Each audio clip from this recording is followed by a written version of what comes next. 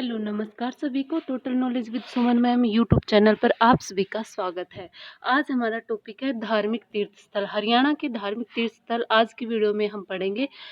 मंदिर नहीं पढ़ेंगे भाई, धार्मिक तीर्थ स्थल पढ़ेंगे। इससे जो नेक्स्ट वीडियो आएगी उसमें हम हरियाणा के मंदिर व मेले दोनों साथ साथ करेंगे। इससे पहले की वीडियो में हमने हरियाणा के समाचार पत्र एवं पत्रिकाएं की हैं। वीडियो का लिंक है वो डिस्क्रिप्शन में मिलेगा, आप देख सकते हैं। बिल्कुल ही डिटेल में करवाया गया है। आज धार्मिक तीर्थ स्थल आज हम करेंगे। बिल्कुल लास्ट तक देखिएगा, यहाँ से आपके क्वेश्चन पूछे जाते हैं। पहला देखते हैं ब्रह्म सरोवर। ये स्थल है जो ब्रह्म सरोवर या ब्रह्म तीर्थ बोलते हैं।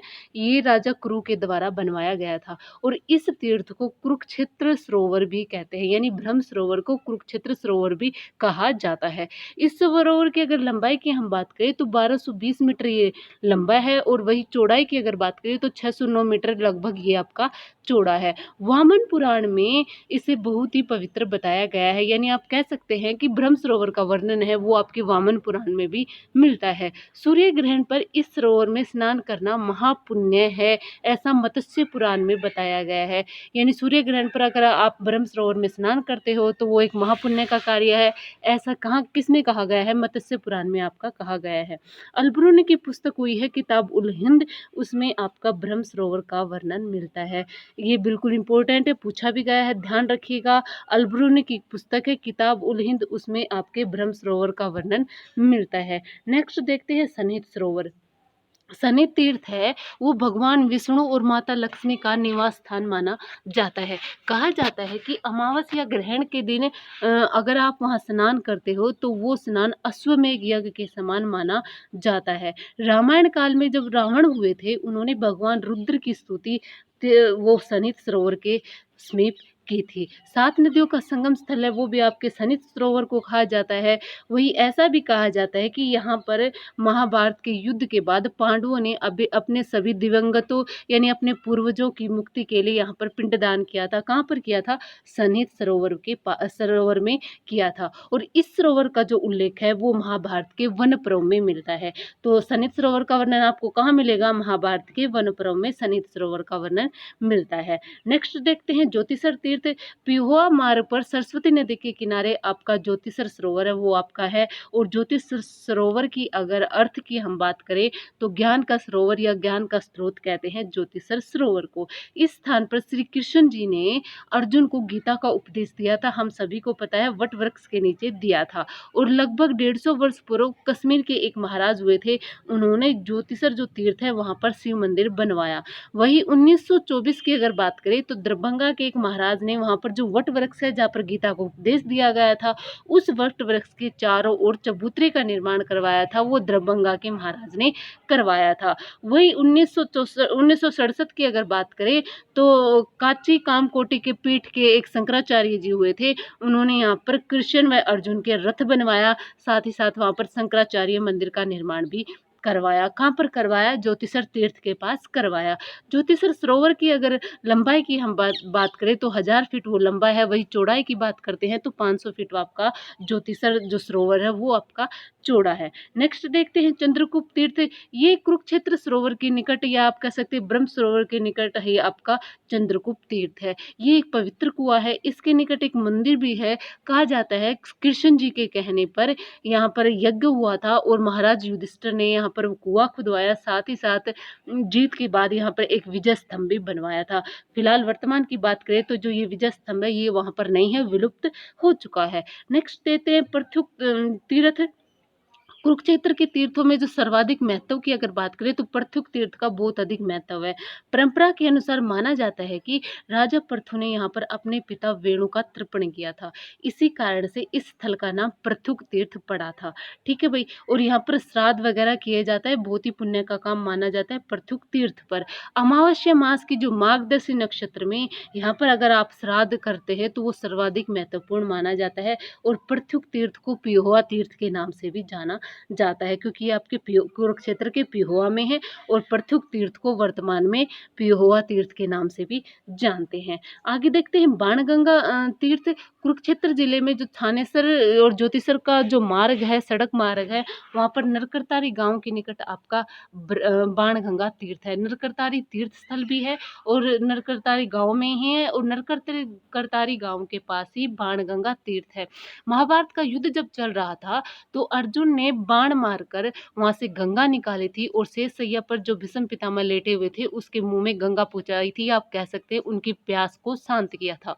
और इस स्थान को भीष्म कुंड भी कहा जाता है, क्योंकि भीष्म जी की प्यास बुझाई गई थी, इसलिए इसे भीष्म कुंड भी कहा जाता है, किसे, बाणगंगा तीर्थ को। और यहाँ पर हनुमान जी का विशालकाय मूर्ति स्थापित की गई है। वर्तमान की बात करें तो यहाँ पर हनुमान जी की बहुत बड़ी मूर्ति भी है, यहाँ पर कहाँ पर भी, बाणगंगा तीर्थ पर।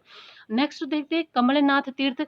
ऐसा माना जाता है कि सृष्टि के जो रचयिता हुए थे ब्रह्मा जी, वो यहाँ पर प्रकट हुए थे। और पुराणों में वर्णन यह भी मिलता है कि जो भगवान विष्णु की नाभि से भाई ब्रह्मा जी की उत्पत्ति हुई थी, इसलिए जो कमलनाथ तीर्थ है ना, वो ब्रह्मा जी और विष्णु जी की पूजा की जाती है कमलनाथ तीर्थ पर।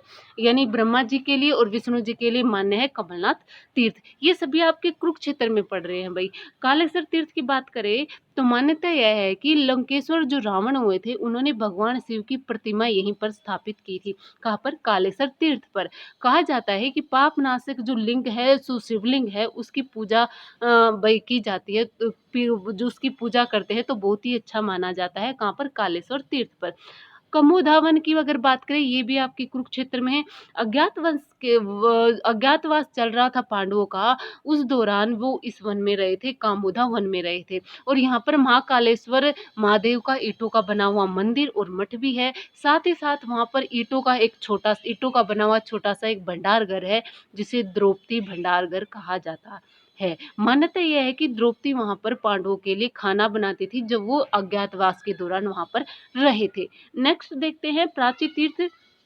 कुरुक्षेत्र में स्थित है आपका प्राची तीर्थ, और इसके बारे में ये कहा गया है कि भीष्म पितामह की जो माता थी गंगा देवी, उन्होंने यहाँ पर स्नान करके अपने पापों को दूर किया था। तो पूछा जाए प्राची तीर्थ से किसका संबंध है, तो गंगा जी का संबंध है, वो प्राची तीर्थ से है, क्योंकि वो उन्होंने वहां पर स्नान किया था और अपने पापों को दूर किया था। ये स्थल है, ये कुबेर तीर्थ के पास है। मान्यता यह है कि अगर 3 रात्रि अगर वो कोई वहां पर रहता है और व्रत करता है, तो उसके शरीर के जो पाप हैं वो सभी धुल जाते हैं, ऐसा कहा जाता है प्राची तीर्थ के बारे में।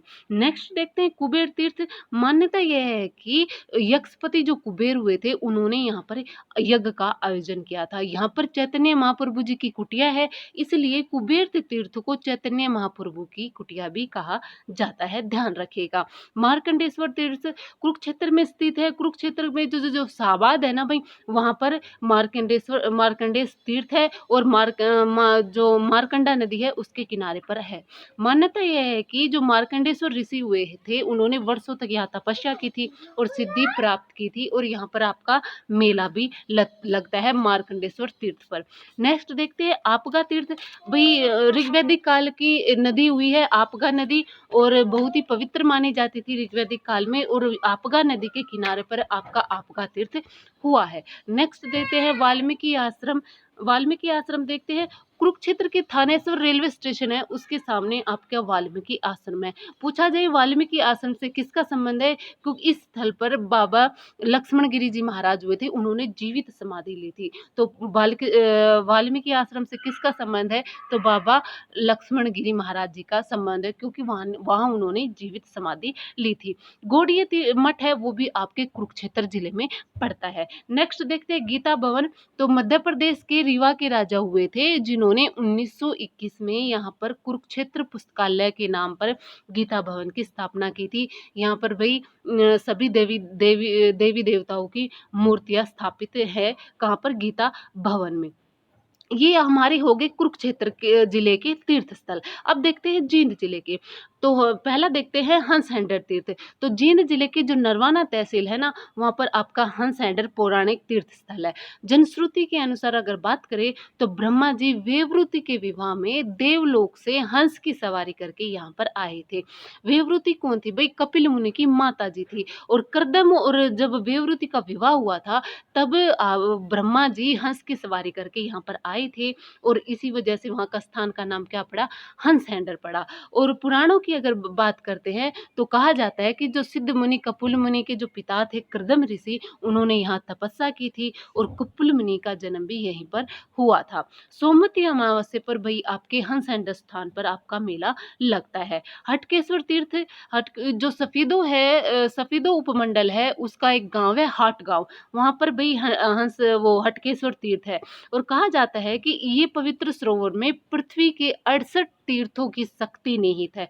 पृथ्वी के जितने 68 तीर्थों में शक्ति है उतनी अकेले आपके हटकेश्वर तीर्थ में है। और सावन के आखिरी रविवार को यहाँ पर आपका मेला लगता है। एक और ध्यान रखिएगा, सावन के आखिरी रविवार को सोनीपत में जो सतकुंभा माता का मेला लगता है, सतकुंभा का मेला, वो भी आपका सावन के आखिरी रविवार को लगता है सोनीपत में, ध्यान रखिएगा। आगे देखते हैं रामराय हद तीर्थ। रामराय हद तीर्थ है वो जींद और हिसार रोड पर स्थित है आपका। और जनश्रुति की अगर बात करें तो कहा जाता है कि भगवान राम वनवास के टाइम सीता और लक्ष्मण के साथ यहाँ पर रहे थे, और संभवतः यानी कि इसी वजह से इसका नाम रामराय हद पड़ा था। और रामराय हद का स्थल का जो संबंध है वो भगवान परशुराम जी से भी है। यहाँ पर भगवान परशुराम जी का प्राचीन मंदिर है रामराय हद में, और वहाँ पर भाई हर साल मेला भी लगता है और भगवान परशुराम जी की वहाँ पर पूजा की जाती है।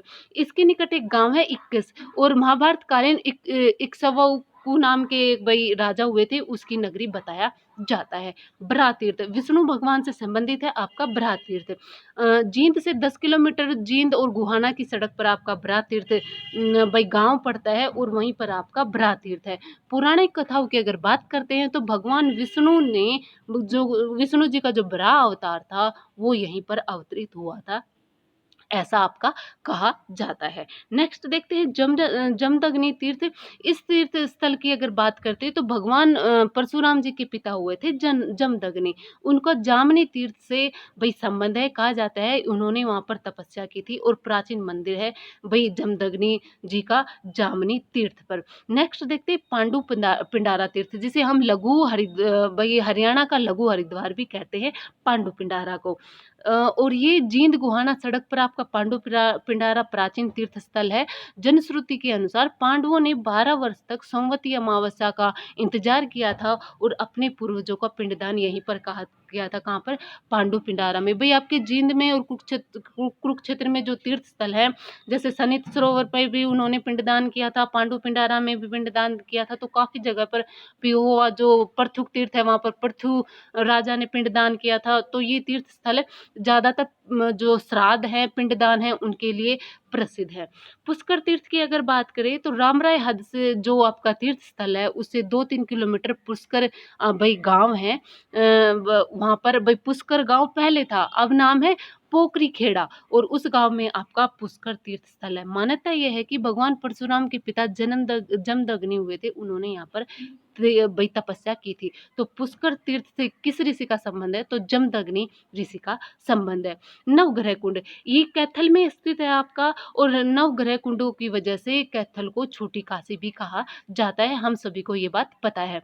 तो कैथल में स्थित नवग्रह कुंडों का विशेष महत्व रहा है। महाभारत काल में श्री कृष्ण जी ने भाई वहां पर वो नवग्रह यज्ञ करवाया था, अनुष्ठान करवाया था, और जो युधिष्ठिर जी थे उनके हाथों से नवग्रह कुंड बनवाए थे। यानी जो 9 ग्रह होते हैं ना आपके, बुध शुक्र सोम जो ग्रह होते हैं नो, उन सभी ग्रहों का वहां पर निर्माण करवाया था, 9 ग्रह कुंडों का निर्माण करवाया था वहां पर। किसके हाथों से? युधिष्ठिर के हाथों से करवाया था कैथल में। और इन्हीं 9 ग्रह कुंडों की वजह से कैथल को छोटी काशी कहा जाता है हरियाणा की। पुंडरिक सरोवर। पुंडरिक तीर्थ स्थल है या पुंडरिक सरोवर है, वो भी आपके कैथल जिले के पुंडरिक कस्बे में आपका पड़ता है। मान्यता यह है कि कहा ये जाता है कि सतयुग से लेकर अब तक इस सरोवर का जो जल है वो नहीं सूखा है।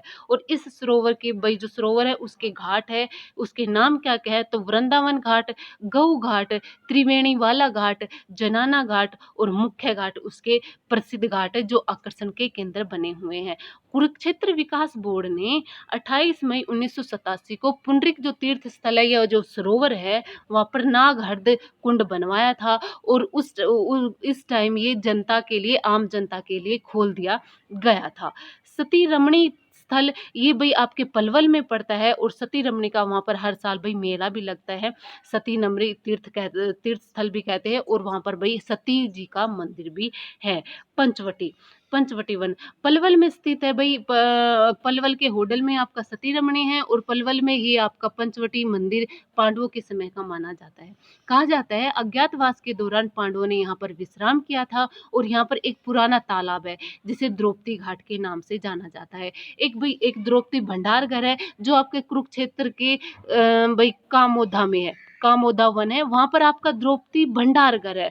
और पंचवटी पलवल में उसका द्रौपदी घाट है। ठीक है, ध्यान रखिएगा।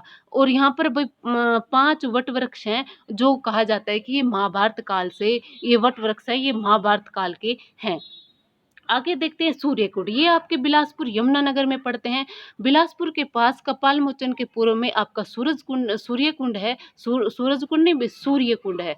और इस पवित्र स्थल में स्नान करने से ये कहा जाता है, ये मान्यता है कि निसंतान स्त्रियों को संतान की प्राप्ति होती है। भाई क्वेश्चन पूछे जा सकते हैं, भाई किस स्थल की ये मान्यता है कि निसंतान स्त्रियों को पुत्र की भाई संतान की प्राप्ति होगी, तो सूरज कुंड के बारे में ये मान्यता, ये धारणा बनी हुई है। सूर्य कुंड के बारे में, सॉरी भाई सूरज कुंड नहीं, सूर्य कुंड। नेक्स्ट देखते हैं कपाल मोचन। कपाल मोचन है, इसे सोम सरोवर या सोम तीर्थ भी कहा जाता है। और स्कंद पुराण के अनुसार कहा गया है कि ब्रह्मा जी ने यहाँ पर 3 कुंड बनवाए थे। कौन कौन से? कपलाक्ष तीर्थ, कपाल मोचन और ऋण मोचन। कपाल मोचन के पास अगर आपने पढ़ा हो तो गुरु गोविंद नाथ जी ने 1687 में जब पहाड़ी राजाओं के साथ युद्ध किया था तो 52 दिन के लिए कपाल मोचन जो आपका तालाब है वहां पर शिविर डाला था। और वहां पर कपाल मोचन गुरुद्वारा भी है गुरु गोविंद जी की याद में। वही ऋण मोचन की बात करें तो ऋण मोचन जो आपका तालाब है वहां पर गुरु गोविंद सिंह जी ने अपने शस्त्र धोए थे राजाओं से युद्ध करने के बाद। तो इस वजह से ऋण मोचन जो तालाब है उसे गुरु गोविंद जी का शस्त्र घाट भी कहा जाता है। इंपॉर्टेंट बातें हैं, ध्यान रखिएगा। नेक्स्ट देखते हैं तोशाम के पंचतीर्थ। तो भिवानी जिले में तोशाम की जो पहाड़ियां हैं वहां पर 8 पानी के कुंड है, जिसमें जो 5वां जो तीर्थ है, जो 5वां कुंड है वो भाई उस कुंड को पांडव तीर्थ के या पांडव कुंड के नाम से जाना जाता है। मान्यता यह है कि अज्ञातवास के दौरान पांडव जो तोशाम के जो कुंड हैं वहां पर 13 दिन के लिए वहां पर रुके थे। देवसर तीर्थ ये भी आपके भिवानी में पड़ता है। और मान्यता ये है कि माँ दुर्गा यहाँ पर साक्षात प्रकट हुई थी और यहाँ पर माँ दुर्गा का मंदिर बना हुआ है देवसर की पहाड़ियां हैं आपके भिवानी में। नेक्स्ट देते हैं डोसी तीर्थ स्थल, नारनौल में है आपकी भाई डोसी की पहाड़ी। और नारनौल से 9 किलोमीटर दूर है और च्यवन ऋषि जी की तपोस्थली मानी जाता है डोसी की पहाड़ी को। और ये पवित्र तीर्थ स्थल है ना, ये राजस्थान और हरियाणा के लोगों की धार्मिक गतिविधियों का केंद्र है। यानी कि धार्मिक जो ये तीर्थ स्थल है ये राजस्थान के लोग भी भाई इसे पूजनीय मानते हैं और हरियाणा के लोग भी पूजनीय मानते हैं।